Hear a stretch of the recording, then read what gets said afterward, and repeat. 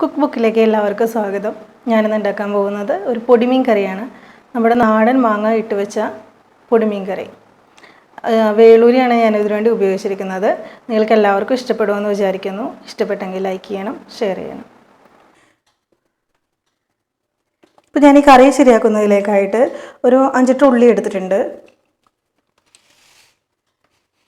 പച്ചമുളക് വലുതാണ്, അതുകൊണ്ട് ഞാൻ 3 എടുത്തിട്ടുണ്ട്. 2 തണ്ട് വേപ്പില, ഒരു കഷ്ണം ഇഞ്ചി.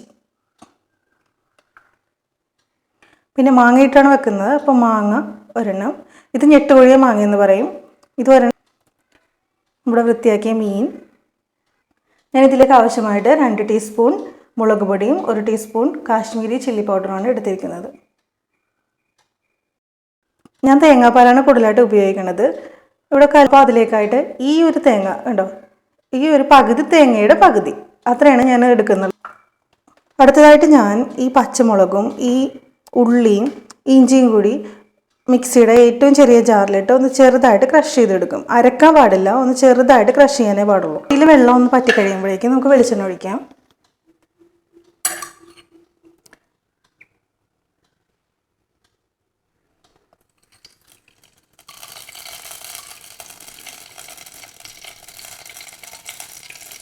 രണ്ട് ടേബിൾ സ്പൂൺ വെളിച്ചെണ്ണ ഒഴിക്കാം.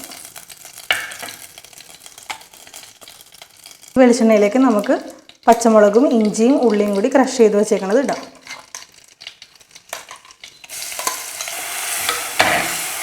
ഇതിൻ്റെ പച്ചമണം മാറണ വരെ നമുക്കൊന്ന് വാട്ടിക്കൊടുക്കാം. ഉള്ളിയും പച്ചമുളകൊക്കെ നല്ലോണം മുരിഞ്ഞ് കഴിയുമ്പോഴേക്കും നമുക്ക് ഈ മുളക് പൊടി ഇടാം. 2 ടീസ്പൂൺ മുളക് പൊടി, 1 ടീസ്പൂൺ കാശ്മീരി ചില്ലി പൗഡർ.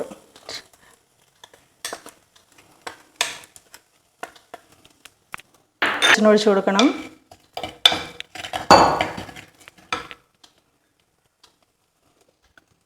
ഒരു ടീസ്പൂൺ ഉപ്പ്, അതും കൂടി ഇതിലേക്ക് ഇടുകയാണ്. തീ കുറച്ച് വെക്കണം. എന്നിട്ട് ഞാൻ വെള്ളം ഒഴിക്കുന്നു.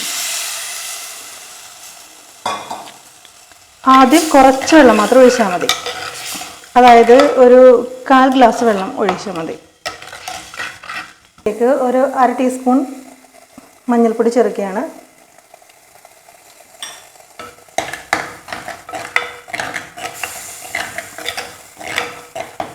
ഈ ഗ്രേവിയിലേക്കാണ് ഞാൻ മാങ്ങ ചേർക്കുന്നത്. മാങ്ങ ഈ സമയത്ത് ചേർക്കണം, എന്നാലേ ആ പുളി കറക്റ്റ് ആവുള്ളൂ.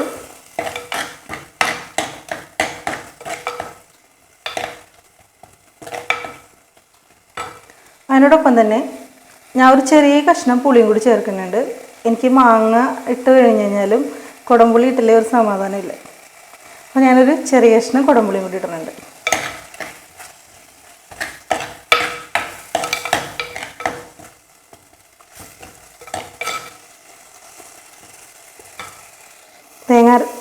തേങ്ങ മിക്സിയിൽ അരച്ചിട്ട് ജ്യൂസിൻ്റെ അരിപ്പയിൽ അരിക്കുകയാണെങ്കിൽ പണ്ട് കല്ലയിൽ അരച്ച ആ ഒരു ടേസ്റ്റ് കിട്ടും.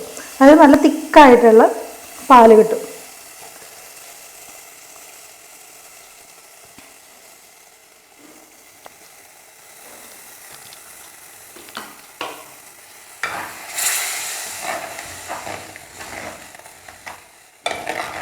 തേങ്ങാപ്പാൽ ഒഴിച്ചിട്ട് ചെറിയ തിക്കായി ഒന്ന് തിളക്കാൻ തുടങ്ങുമ്പോൾ ഉടനെ തന്നെ ഞാൻ ഈ മീൻ ഇതിലേക്ക് ഇടുകയാണ്.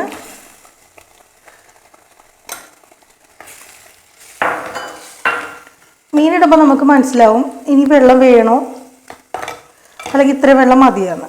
എന്തായാലും ഭയങ്കര തിക്ക് പേസ്റ്റ് അല്ലേ, അപ്പോൾ നമുക്ക് കുറച്ചും കൂടി വെള്ളം ചേർത്തേക്കാം.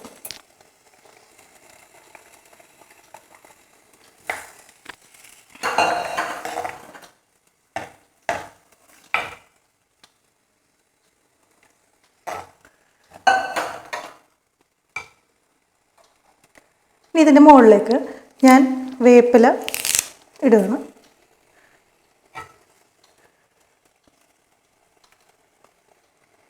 ഇനി നമുക്കിത് മൂടി വെക്കാം.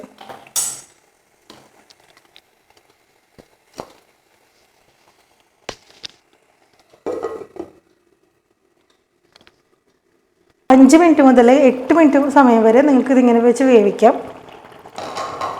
തീ കുറച്ചിടുന്നതാണ് നല്ലത്. അത് കഴിഞ്ഞ് മീൻ വെന്തിട്ടുണ്ടാവും. അപ്പോൾ നമുക്ക് ഒരു സ്പൂൺ കുരുമുളക് ഇതിലേക്ക് ചേർക്കാം. നല്ല എരിവായിട്ടുണ്ടാവും. പക്ഷെ പച്ചമുളകിന് താരതമ്യേന എരിവ് കുറവായിരുന്നു.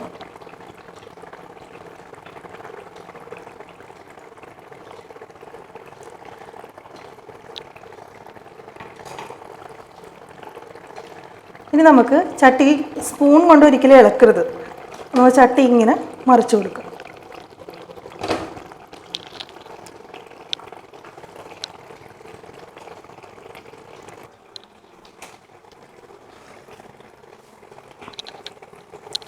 ഏകദേശം കറി റെഡിയായി കഴിഞ്ഞു. എണ്ണയൊക്കെ മുകളിൽ തെളിഞ്ഞ് വന്നിട്ടുണ്ട്.